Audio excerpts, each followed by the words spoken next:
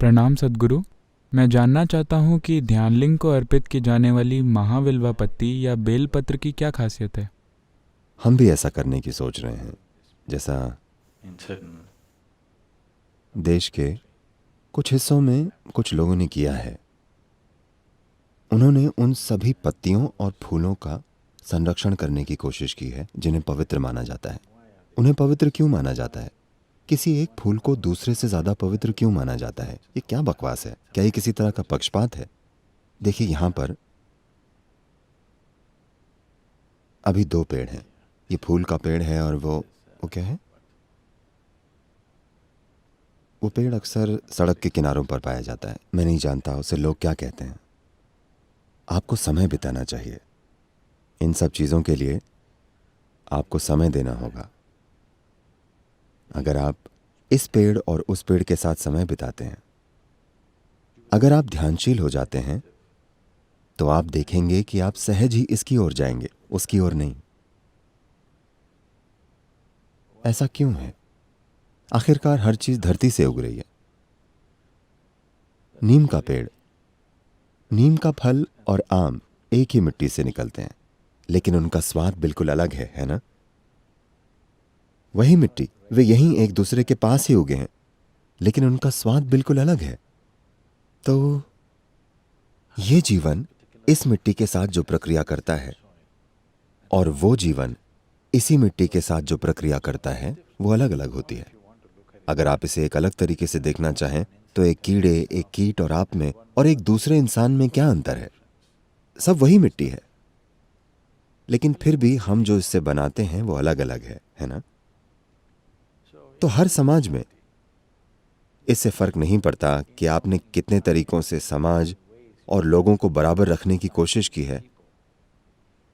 लोग अलग बन जाते हैं। कुछ खास तरह की प्रतिभा के लोग अलग दिखेंगे, कुछ खास तरह की काबिलियत के लोग अलग दिखेंगे। आप उन्हें दबा नहीं सकते, है ना? आप चाहे जो कर लें, कुछ लोग सबसे अलग होंगे, कुछ लोग साधारण से बने रहेंगे। ये हर हाल में होगा। This is bound to happen. Similarly, among other lives, also it is true.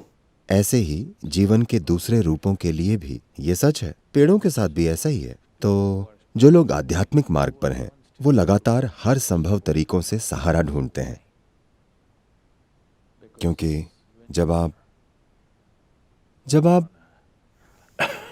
एक लंबी यात्रा पर हों, और खासकर अगर वो इलाका आपके लिए अनजान हो, वो इलाका आपके लिए बिल्कुल नया हो, तब आप मार्ग में हर छोटे से छोटे सहारे का इस्तेमाल करना चाहेंगे।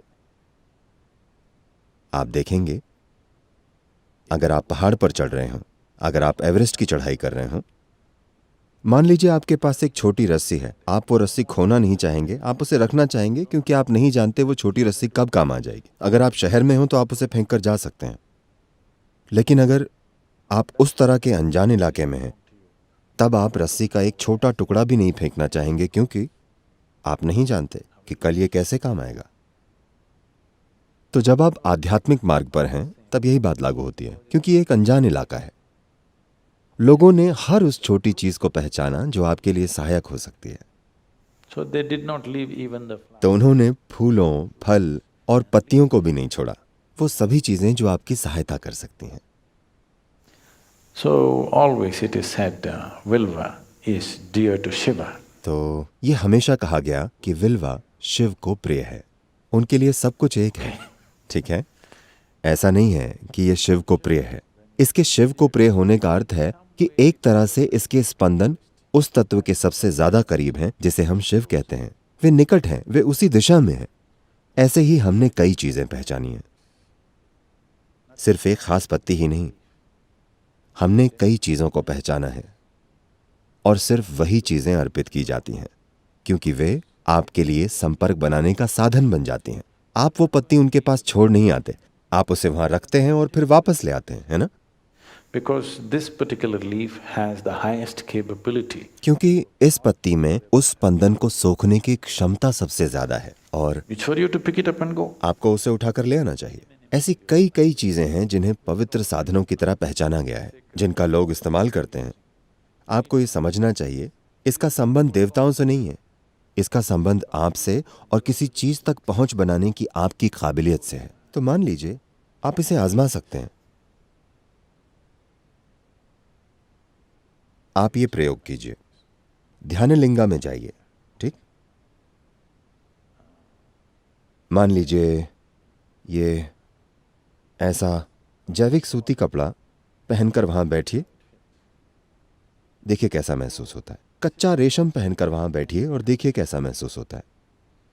कोई नायलॉन कपड़ा पहनकर वहां बैठिए और देखिए कैसा महसूस होता है। अपने चारों ओर प्लास्टिक लपेटकर वहां जाकर बैठिए और देखिए कैसा महसूस होता है।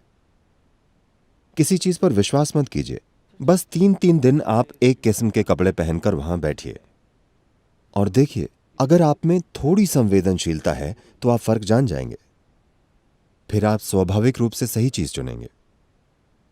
तो अहम चीज यह है कि जब आप वहां जाकर बैठते हैं, हर चीज जो आपके पास है वो ऊर्जा सोख कर आपको पोषित करने में मददगार होनी चाहिए। यही मकसद है। तो विल्वा में ऐसी काबिलियत है, अगर आप उसे लिंग पर रखते हैं और फिर उठाते हैं तो ये उस स्पंदन को लंबे समय तक बनाए रख सकता है। ये आपके साथ बने रहते हैं। अगर आप इसे अपने साथ कुछ दिन तक रखें तो इसका असर होगा। आप इसे आजमा सकते हैं।